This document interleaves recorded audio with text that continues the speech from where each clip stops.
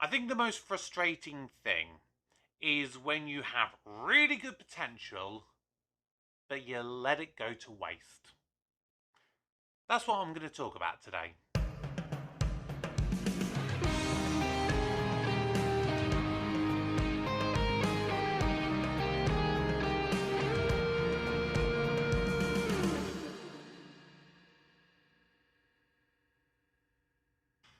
Hello everybody, welcome back to the channel. My name is Kevin, I am a geek, you are watching Kevin the Geek, and yes, it is time for another Marvel Monday video.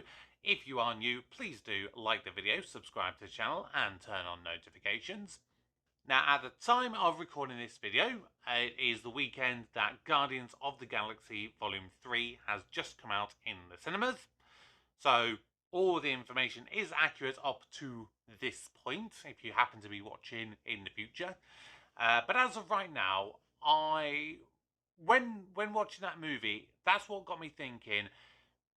There's a character in that who I just felt was a little bit wasted. And it got me thinking, are there other characters or actors within the MCU who have had potential but just been wasted?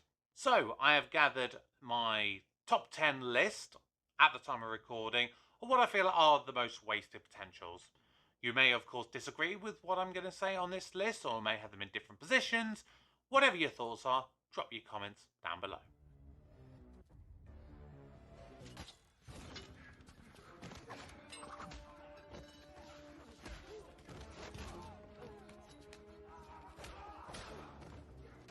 Okay, so first of all, when I say Daredevil, I am specifically talking MCU only. I'm not talking about him in the Netflix series. So at the time of recording, this is based solely on his only appearance thus far in the MCU, which is She-Hulk. And this is why I'm putting him at number 10, because Charlie Cox and Daredevil, granted, I've only seen the first season of Daredevil, the Netflix series, but what I saw, I loved so much. There's so much good stuff there. And I feel the way that he was utilised in the She-Hulk series, I just felt let down. I didn't initially know he was going to be in She-Hulk, but when I did see that he was going to be in it, my expectations suddenly went through the roof. And yeah, I just felt underwhelmed with how they decided to utilise him. I'm really hoping that when they eventually use Daredevil in his own series in, I think it's called Reborn Again, that is where I'm hoping to see the Daredevil of the Netflix quality of that. So I'm still holding out hope for Daredevil. Who are you? What have you done with Sword?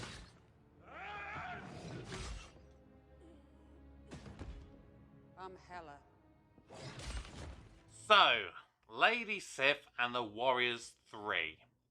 Now, I'm putting them at number 9 because the little bits that we did see in the first two Thor movies were okay. They were pretty good. My biggest gripe is more to do with Thor Ragnarok and the way that they were just pretty much dumped out of the picture. Well, that bit was more specifically the Warriors 3, more so than Lady Sif. But still, I mean, I get the idea that they were trying to show a purpose of showing how dangerous Hela was, that she could just literally dispatch them without pretty much a moment's notice. But I feel that, A, they deserved a little bit more. And I felt that they could have done more with the storyline, you know, given Thor a bigger reason to want to, you know, go after Hela and really try to kill her and everything, because now she's basically contributed to the death of various other characters, and then on top of it, you know, some of his best friends as well. And yeah, it just, there was something lacking there. You are deluded, Captain. You pretend to be a simple soldier, but in reality, you are just afraid to admit that we have left humanity behind. So here at number 8, I am doing both Red Skull and Hugo Weaving here. because I feel that both of them actually are kind of as wasted as each other. Hugo Weaving is a brilliant actor, and particularly his voice acting, because if you think to his performance in the Matrix series as Agent Smith, which is one of the biggest things that for me I kind of think of him as, when he is on screen, and I like to think particularly in the first Matrix movie when he's talking with Morpheus, just the vocal performance alone, like I could close my eyes and it's really captivating. And I think they used him for a vast proportion of that as a stereotypical, megalomaniac, and there wasn't a lot of kind of range to his performance. Whether that was him himself, or whether that was the directing or the writing, I don't really know. But there was something that I just, I felt was lacking there. And Red Skull being Captain America's, biggest and most badass primary antagonist, for me personally, I just felt there was something lacking. And, if that wasn't bad enough, then they decided to bring back Red Skull in the two Avengers movies, Infinity War and Endgame. And first of all, they brought in another actor because Hugo Weaving either didn't want to come back or they chose not to bring him back. And Ross Marquand did a good vocal performance at kind of imitating the Hugo Weaving kind of dialect. Still enough, though, to make it his own, I would say, despite having to do a bit of an impersonation there. But I felt that that was so weak. I feel had they added in, that maybe like Captain America went to get the Soul Stone, or even if you saw, Cap returning the Soul Stone and saw the interaction there, that had a huge amount of potential there. So there's a number of different things with both Red Skull and Hugo Weaving that just, I just felt disappointed with. You left Darren to die in the quantum realm. But the Conqueror found me, rebuilt me, made me the ultimate weapon. A mechanized organism designed only for killing. Oh, MODOK. Oh, I get it. It's an acronym. Now, MODOK. The mechanized organism designed only for killing. What a waste. I thought it was interesting to go with a different character to be the person who became MODOK. But the design was awful when you saw the face. I think they would have done better at kind of having the kind of mechanized covering over it rather than seeing Darren Cross's humongous enlarged head. It just didn't work for me in that regard. And they just made him cheesy and a caricature. And I still say, to this point, the whole stupid moment where he goes after Kang and basically says, I am not a dick. That was the moment I just put my head in my hands, just went, oh my god, how bad this is. That is a character that had humongous potential and was god awful.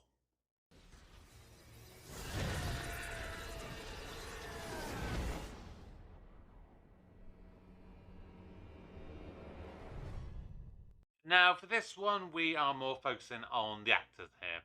Christopher Eccleston and Aliwale Akinoye Agabache, who, for me, is better known as Mr. Echo from Lost, and Chris was the Doctor, the Ninth Doctor in Doctor Who.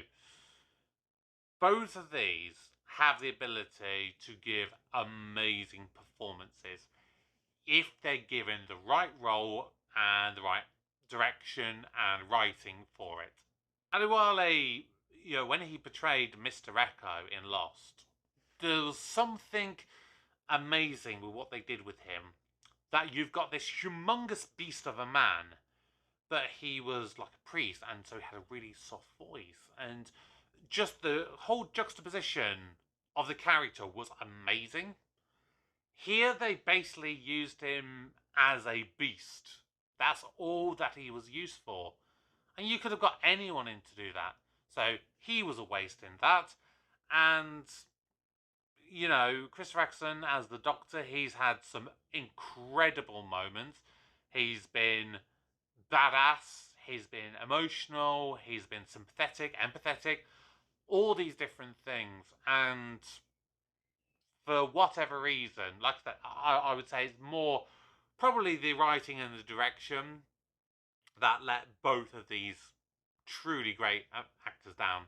And yeah, I would say that's why they're here in this list.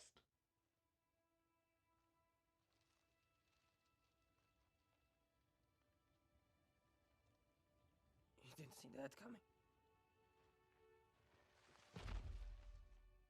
So, Quicksilver. My biggest problem isn't so much with the fact that they killed Quicksilver off, because I get what they were going for.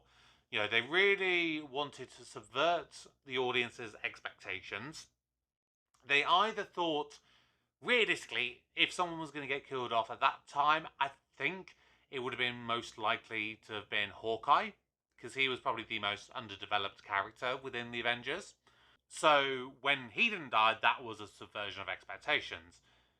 And then killing off a brand new character that's just been introduced, that also subverts the expectations. And in a nutshell, that's okay if you're going to do that. But I think what is the wasted potential with this is all the stuff that's come out after it. Because there was so much potential for Wanda. And Wanda could have had a situation where she has gone into a deeper, darker depression, gone into that kind of evil Scarlet Witch persona as a direct result of losing her brother. And you could have had more kind of storylines just kind of relating to that. And of course you had the stupid decision to bring in the Fox Quicksilver in WandaVision, who was basically only used to give you a bloody boner joke. That still pisses me off that they decided to go down that route and do that. And so I think the ultimate waste of potential was twofold. One, if you'd kept him alive, you could have had great dynamics between Scarlet Witch and Quicksilver. But if you did do what you did do and kill him off, you could have used that to give more storylines and give, you know, Wanda more motivations and various things like that. So, yeah, a couple of reasons why I think that Quicksilver was so wasted. Bloody hell, bloody hell. Don't move. I'm not moving. You want something? Take it. Although the guns are all fake because those wankers wouldn't trust me with the real ones. What? Hey, do you fancy either of the birds? In at number 4 is Ben Kingsley, and I would say this is more Ben Kingsley himself rather than the Mandarin. Had I done this video before the Shang-Chi movie came out, I probably would have also included the Mandarin on here. But as it is, I kind of liked what they did with the Mandarin in that one, although I would still argue he was still a little bit wasted. But here specifically, it's Ben Kingsley. And I am not one of these people that really minded as much the massive plot twist where it turns out that Ben Kingsley wasn't the Mandarin and was an actor doing that. But what I have then an issue with is the potential that you had with an actor of the caliber of Sir Ben Kingsley. He is a phenomenal actor. Truly one of the greats. And you see that in those scenes where he's being the Mandarin. And I liked what they were originally doing with that, making him be American, but with the ideologies of the Far East and things, you know, because I felt what they were trying to go for with having a Mandarin with like a big American accent, it gave you a chance to be unnerved if you was a character within that, because you've got this humongous, massive terrorist, but he's coming to you with an American accent, because most terrorists, arguably, and this is a little bit stereotypical, but most terrorists tend to be people from, like the Middle East and Iran, Iraq, and places like that. So when you have a character who is this big terrorist, but with an American accent, it is unnerving. And all of that stuff was great. And then they do the whole plot twist, and then they just use him as a joke. And that is a waste of the talent of Ben Kingsley. And that is why he's here on this list.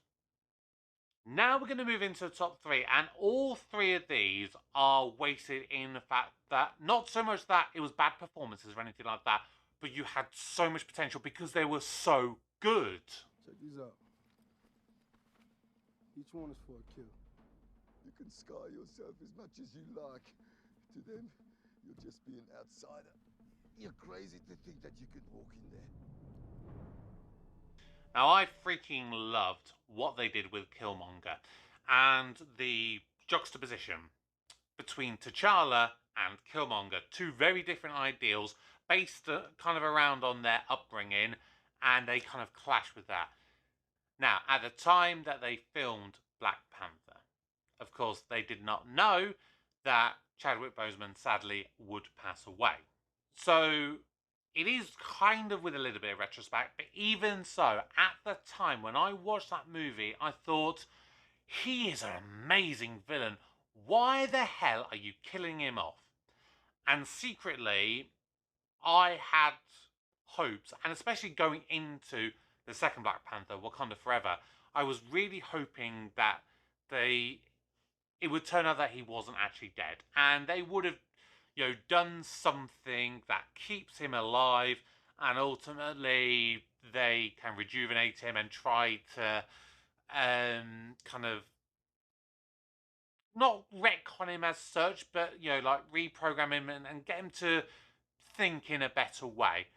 That, I think, is ultimately what I was hoping for, and I'm sad that they chose not to do that, because I think it would have been an easy explanation, and then it would have given Shuri and Killmonger some really interesting things. Now, okay, they did go down and use him in the kind of the herb scene with Shuri, and I'm glad that they at least did that. But ultimately, I still think it was a waste to kill him off. He could have been so good.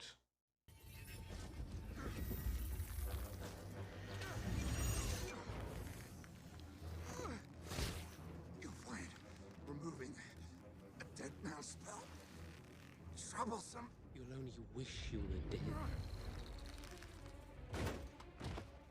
Now, Ebony Moore is one that I almost didn't have on this list, and then I quickly remembered him.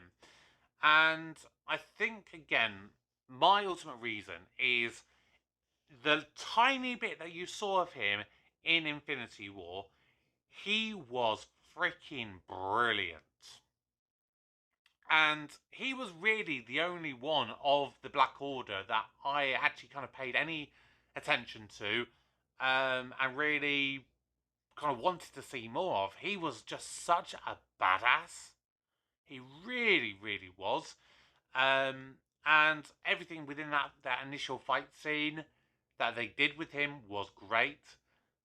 And I think where the wasted potential aspect of this lies is, one, they could have introduced him, say, for example, in the Guardians of the Galaxy movie, the first one, or even the second one, maybe, to give an introduction, so that when you kind of then saw him in Infinity War, that would have been another layer, thinking he is such a badass, we've already seen him before.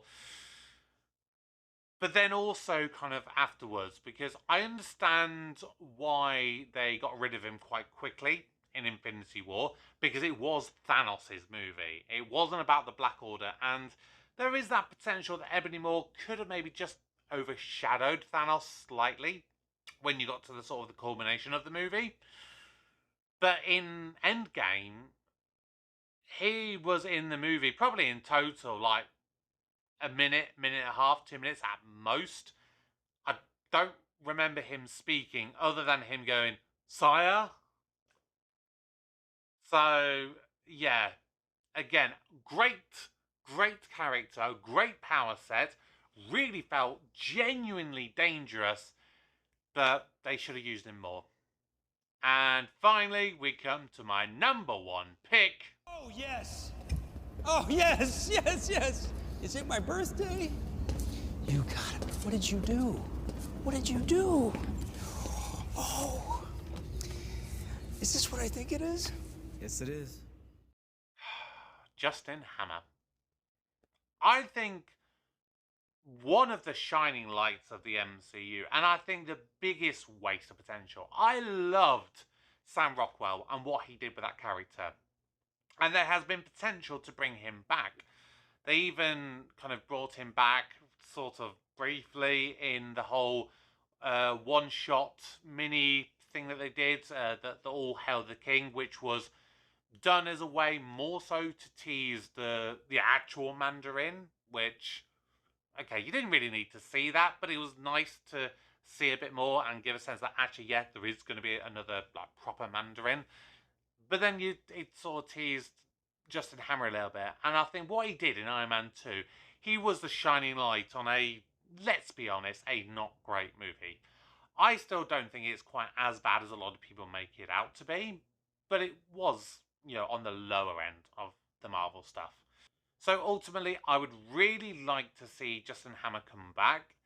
And I think at this stage, if he is going to come back, the most likeliest of times that he's going to come back will probably be either the Ironheart series or you'll have him come back in Armor Wars. I think that one would be more fitting that he gets brought back into that one, because that is kind of playing off on the whole premise that was set up in Iron Man 2, that other people were trying to replicate and recreate the Iron Man armor.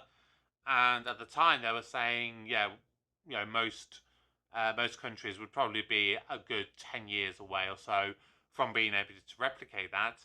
And, ultimately, we would be in the MCU about that sort of time frame now.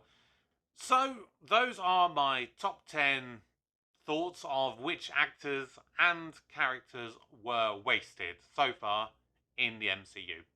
What are your thoughts? Please drop your comments down below, and remember to subscribe to the channel if you are new. There's lots of content on the channel of all manner of geeky stuff, so make sure you check it out.